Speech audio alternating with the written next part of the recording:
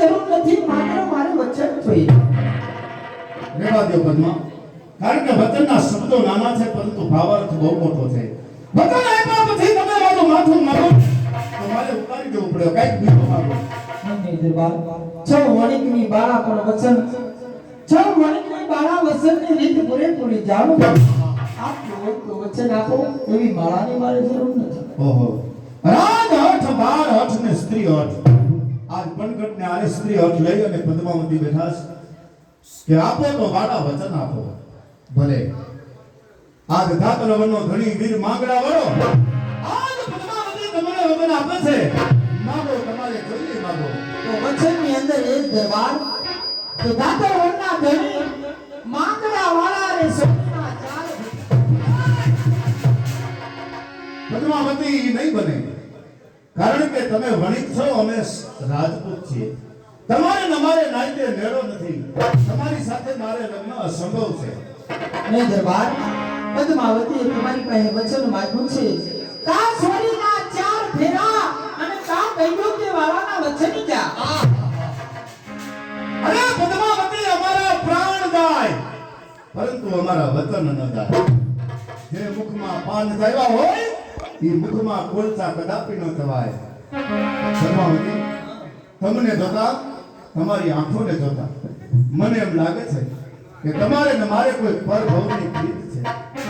આજ સૂરજ દાદાને સાક્ષીમાં રાખી આ પણગટનો આરો અને જડની માસલી જેને સાક્ષીમાં રાખી આજ વાળા હું તમને વચન આપે છે કે ગુણ દૃષ્ટિ કરનાર ગુનેગાર મારા ને આજથી પદ્મા મારી રાણી, આ જગતની સ્ત્રી મારે માં ને કહે. હું પણ તમારી સાથે કોને બધાવશું દરબાર. એ ઊંચે આપ, નીચે ધરતી ઊંચે આપ છે. તમારી સિવાય જગતની અંદર પુરુષો વાળે ભાઈ તે બાપ છે.